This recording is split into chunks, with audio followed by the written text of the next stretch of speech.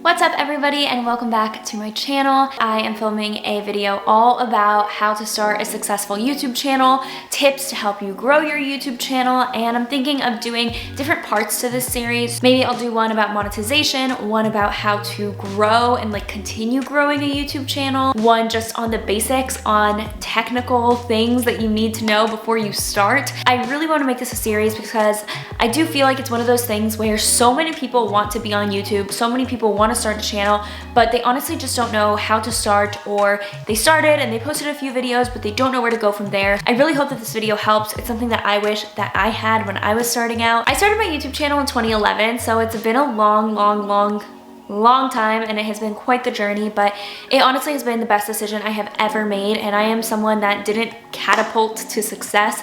It was slow and steady the entire way. Even sometimes to this day it's very slow and steady with random bursts of subscribers, but I hope that that inspires you to not give up and to not just hope that you grow in 1 year, because while that can happen, it's definitely not the norm, and I feel like people view those success stories of blowing up and they think if it doesn't happen to them then they're gonna fail, and that's not true. I hope that it happens to you, but trust me, slow and steady is definitely a way to grow success on YouTube, and it does require a bit more patience, but I do think it is very, very worth it. So I just wanted to sit down and kind of tell you guys my tips and tricks that I've learned over the years about how to grow a YouTube channel. So the very first thing that you need to do is figure out what you're going to be posting about. I feel like this is step one. What are you going to post on YouTube when you do create your YouTube channel? And a lot of people will tell you that you need to niche down, and a lot of people will tell you that you really need to find exactly the category that you're going to be posting in, and it has to be very specific because that's what's gonna help. You can't be too broad, and I actually don't believe in that. I don't believe that you need to niche down. I don't think niching down is bad, but I don't think that it is a necessity as so many people portray. However, I do think that you need to come up with a few video ideas that you want to upload in at least a certain category. I don't think you can be that all over the place. So for example, if you're gonna be streaming video games,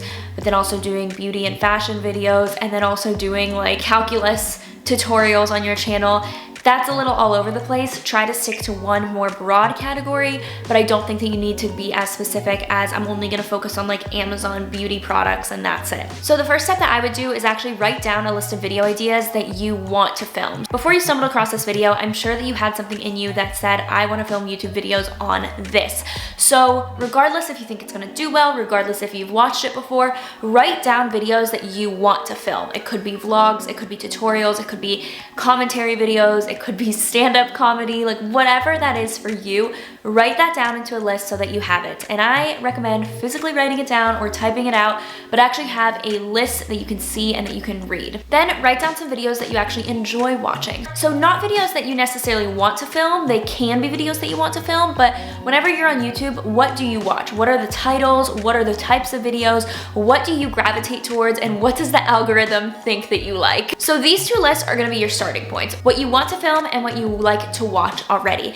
These are gonna be where you're gonna draw your inspiration from. And don't worry if some of the videos that you want to film aren't necessarily out there already, because you never know if there's a need in the market for you, and chances are if you want to find something like that to watch, other people do too. We are very, very rarely alone in our ideas, which I know that sounds bad, but typically if you have an idea and you have something that you really have been wanting to watch, a lot of other people are probably on the same boat as you, and you can fill that void and you can be that person that people want to watch. Don't worry if there's not a bunch of videos out there already that are exactly what you want to film. And then the next thing I would do is also sit down and actually search the videos that you want to film, that you want to watch, and see what does well and what doesn't do well. Again, don't worry if there's not that much with what you want to film, but I think it's good to just kind of see trends and see what people are doing and see what you gravitate towards. So if there's a video that you decided to click on, why did you decide to click on that? Was it for the thumbnail? Was it for the title? I think it's all important to just mentally know or even write out, because then when you're creating your video, you're gonna know what to look out for. You're gonna know that you need to have an eye-catching thumbnail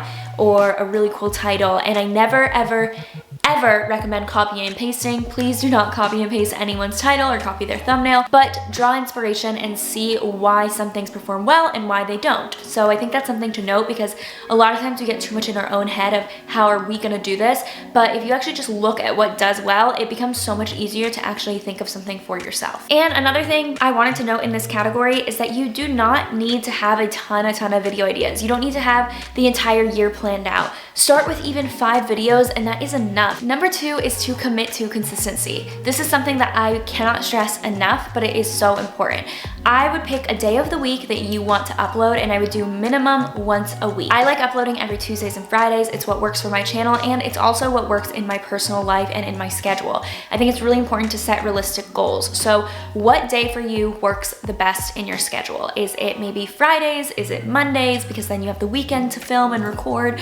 Whatever day works for you, stick to that day. You don't necessarily need to announce it to everyone, but the YouTube algorithm actually does promote people that do post consistently and on the same day of the week, but also for your own sake to actually stay consistent and to realize that, oh, it's Monday, I need to have a new video out. It's gonna really help you a lot. I remember when I would just upload once a week or whenever I felt like it, there would be a week that went by and I'd be like, crap, I can't believe it's been a week, I forgot to post a video. Having the certain days that I know that I need to post has helped me more than anything. I think it has really been the biggest game changer for my channel, if I'm being honest. It also just makes planning ahead a lot easier. You can plan out when you're gonna film, you can plan out when you need to edit. I'm a big planner. I have a digital calendar on Google Calendar where I plan out my entire YouTube channel, when I'm gonna film, when I'm going to plan. I have like project management tools that help me a lot, and I definitely recommend it. I think it's a huge game changer, and it's just gonna help you stay organized, especially if you do have other things that you're working on. Think of it in the lens of people that are stumbling across your videos. If you come across a YouTube channel and the last time they posted was 2 weeks ago or 3 weeks ago, you probably are not gonna wanna subscribe. If you see someone that posts every single week consistently or multiple times a week, you're way more likely to subscribe. You know that they are going to have consistent content for you. Number 3 is to set realistic goals for yourself and to write them down. Write them down. This is huge, and this is something that I have been doing very recently. I recently did a podcast with my good friend Kelly Stamps, and she was telling me that she writes down all of her goals, and she like has a subscriber count, and she's been doing this since day 1. It really inspired me that I needed to start making goals for myself and making them realistic and actually writing them down and kind of writing out how I'm going to achieve them. So that's something that I think everyone should be doing from literally the first day that they start a YouTube channel. And I also believe that writing them down physically, or at least typing them out, helps you see it in a way more tangible way. You actually see like, oh, okay, that's the number I'm trying to hit. That's the amount of times I'm trying to upload a week. If you just say your goals in your head, not only are they easy to forget, but you don't actually see them anywhere, so it doesn't feel like you need to work as hard for them. I don't know if it's psychological, but for me, that's how I am, and I feel like a lot of other people operate that way. So don't make it harder for yourself, just actually write them down. And it's okay if you don't hit those goals. I just think it's really important to write them down. Like, how are you going to do this? So I actually have a goal calendar that I uploaded on my Patreon, which you guys can download if you guys join my $6 tier on Patreon, but it's a monthly goal calendar where for YouTube, I write down my posting schedule, I write down my desired subscribers, view count, video uploads, I write down which videos I'm gonna upload that month and how I think that they're going to perform, because typically once you're on YouTube for a little bit, you know which videos are going to do well and which ones aren't gonna do as well. So writing down like the estimate number of views, I think is really cool. So I've been trying to do that, and I've been noticing that I'm so much more strategic with my content. In November, you guys, I'm gonna be so much more strategic, I promise you. I'm gonna be way more strategic with my content, and I'm going to reach my goals, because this year I have been slacking. I've been putting YouTube on the back burner, and I can't wait to actually get back into it and see these tangible goals. And it's something that I recommend that you guys do from literally day 1. And before we get into the next tip, I did want to thank the sponsor of today's video, Skillshare. Thank you so much to Skillshare for sponsoring today's video. If you guys didn't know, Skillshare is the largest online learning platform. It has so many people that are learning on there. And not only that, but it has so many classes, more classes than honestly you would believe. Regardless if you are wanting to either master a skill more, or you're looking for a distraction or looking for a new hobby, I've taken some classes that have taught me how to use Procreate on my iPad. I've been doing like digital design on there, but there's also classes for if you want to learn how to edit. For example, Final Cut Pro. There are so many classes that will teach you how to do iMovie edits, Final Cut Pro, Adobe Premiere, whatever software you decide to use. use. If you guys are curious at all, or you guys want to sharpen your skills and make your videos even better, you guys can learn on Skillshare. There's also classes on how to create better thumbnails, how to manage your time better, and how to be a project manager, which is something that's so important for me,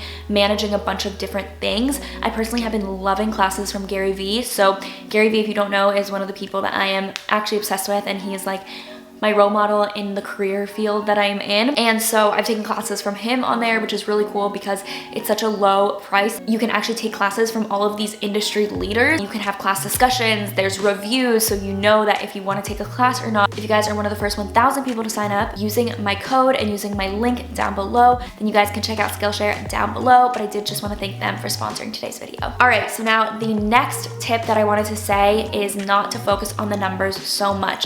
I know it's kind of contradictory because I just said that you should have goals and you should have numerical goals. I just don't think those should be the absolute focus on whether or not you are successful or not in one given month. Some videos will not do that well, or they just won't do that well in the beginning. So some videos will literally flop when you upload them, and then they'll either not do that well overall, and that's okay, or a few months down the line, they'll just take off. And I don't even know why this happens or how this happens, because for me, I have had so many videos that are like that. I have had, honestly, my last how to start a YouTube channel video was like that. My how to start a podcast was like that. My how to start an online store was like that. There are so many videos that just didn't do well at all in the beginning, and then a few months later they started taking off, and I'm so confused, but also I am not complaining. Don't focus on the numbers that much. There's so many people I know that upload a video and it doesn't do well in the beginning and they're like, oh, I'm just gonna delete it. Do not delete those videos. Not only is it going to hurt your channel because then your view count is gonna go lower, but you never know which video will take off later on. So please do not delete your videos, and also don't focus on the numbers that much. I think also something to note with growth is that a lot of times it is slow and steady, and then you'll randomly have spurts. So this month has honestly, if I'm being totally transparent, has been one of my absolute worst months on YouTube in a very long time. October, I barely grew subscribers. My AdSense wasn't too high. My views were pretty low across the board. And while not gonna lie, it can be discouraging, I think for me, what I need to realize is that some months I've gained 20,000 subscribers. Some months I've gained 10,000 subscribers. Some months I've gained 15,000 subscribers. So it's not really about the, oh, this month I didn't do that well, because your other months eventually will make up for it. You're gonna have spikes and you're gonna have growth spurts, and then it's gonna plateau, and then you might have another spike. So I try not to look at it as I need to gain a ton of subscribers every single month, because I know as long as I'm consistent and I'm doing what I love, and yes, I can pivot if I realize that something's not doing that well.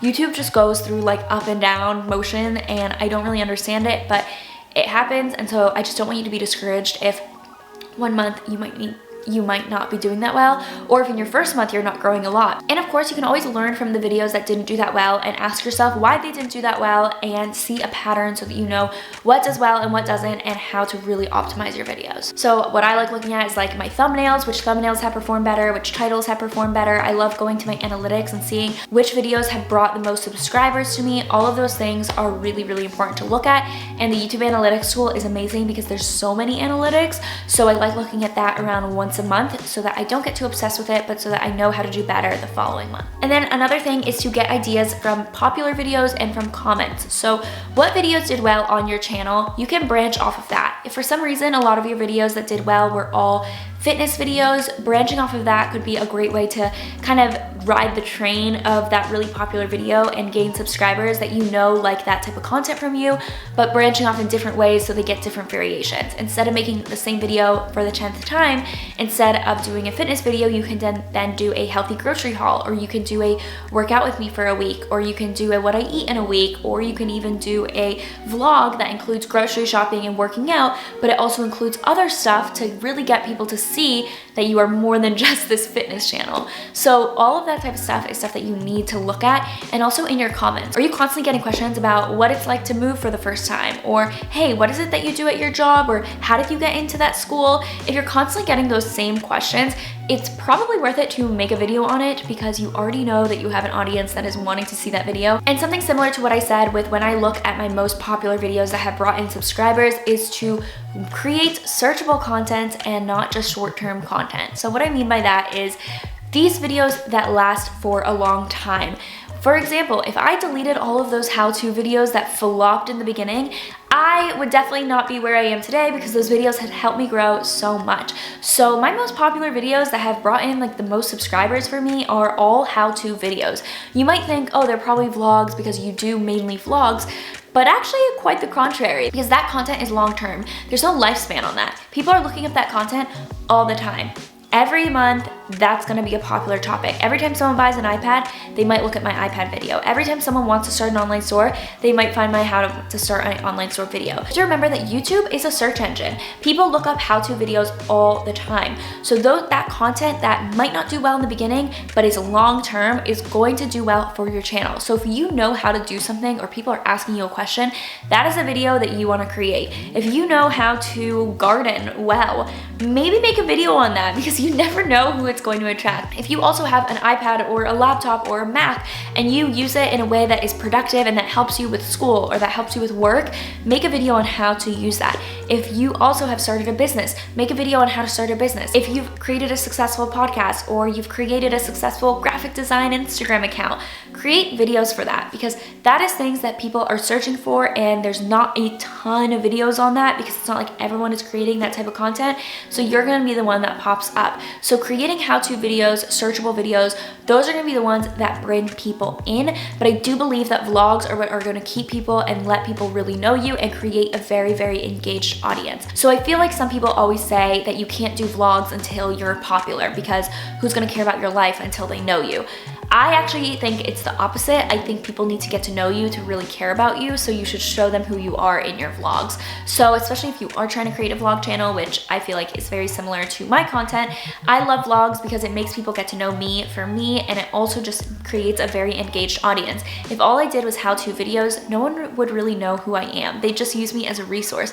I want people to view me as a friend. That's what I love about YouTube, that it's a platform where I feel really connected to people. So that's why I do vlogs. Not because I think they're gonna perform that well, not because they're gonna make me the most money, not because they're even gonna bring me the most subscribers, but because my audience is gonna be the most engaged when I do post vlogs, and they're really gonna get to know me and they're gonna become loyal subscribers. That's kind of my secret, is the how-to videos sprinkled in and then the vlogs to reel people in and really get them to know me. The next one is to be original, and I know that this is easier said than done, or is it? I actually don't know which one's easier because I feel like being original is pretty easy. But please do not copy people. I have seen so many people that copy people because all of a sudden they see that they're blowing up and they want to copy them. I've used this example in the past, but the Emma Chamberlains, the Ashley Best Dressed, and now the Kelly Stamps of the lifestyle YouTube community have seen so many people copy their type of content, their personality, their voice even, their editing style. Like, it's crazy how many people copy them. And those people, I think, oh, well, if that person did really well and that's how they act, then shouldn't I act like that? Because that means I will do well. And while sometimes, unfortunately, people that copy people end up doing well because people do gravitate toward that personality, if that is not you, people are going to see, and you don't want to be known as the girl that sounds like this person. You really want to be the original. There's even someone on, I think they're part of like the Hype House, his name's Alex, and he is actually a replica of David Dobrik, and it scares me so much. It really freaks me out, and he's pretty famous. He has like a few million, I think, subscribers, but literally he is a replica of David Dobrik. Like, thumbnails, his voice, his laugh, his filming style, his editing, his titles. To me, no offense if you're a fan of his, but I just think that's so unoriginal. Like, if it wasn't for David, you wouldn't even be popular then, or you would just find someone else to copy. Even if he is getting success, to me, he will always look like the guy who copied David Dobrik. And then the last one, because this video is very, very long, is to engage with other creators. And when I say engage with other creators, I mean leaving genuine comments on their videos. I mean when you comment and you're like, oh my god, I blah, blah, blah, blah, blah, whatever your thoughts are when you're watching. That's what you should comment, not small YouTuber here. I'm sorry if this offends some people, but the small YouTuber comments, the, oh my gosh, I hope that you're having a wonderful day and you're so loved, and then the bunch of enters, and then, by the way, I'm a small YouTuber, those need to stop, because I feel like I understand you're trying to grow your channel, but I'm just telling you right now, that is not the way. It's actually going to hurt your channel because your engagement is going to be very, very low. Because even if people subscribe because they think you'll subscribe back, they don't actually want to subscribe, they don't actually enjoy your content. They're literally gonna be like, who is this person that I subscribe to? They're not gonna watch your videos, and then your engagement is going to be so low, and YouTube is actually not going to promote your channel because it's gonna think, oh, this person has so many subscribers and none of the subscribers are even watching their videos, so I'm not gonna recommend it, because if their own subscribers aren't watching their videos, no one's gonna watch their videos. And YouTube is not gonna recommend a video that your own subscribers aren't even watching. That is why I also say that. Not only is it annoying to see, because it's also like, why are you commenting on my video just to get views for yourself? And I can say this across the board, no YouTubers really like it, but also it's not genuine and it's actually going to hurt your channel in the algorithm. That no one takes offense to that, but that it makes sense, because those comments need to stop. Like, they're just not gonna make you successful. Those were all of my tips. I hope that you guys enjoyed this. Let me know if you guys want a second one about how to monetize, how to treat yourself like a business. Be sure to check out Skillshare. And also, if you want more personal branding tips, more social media tips, I do have a Patreon. I will have it linked down below. It's $3 to $6 a month, depending on the tier that you choose.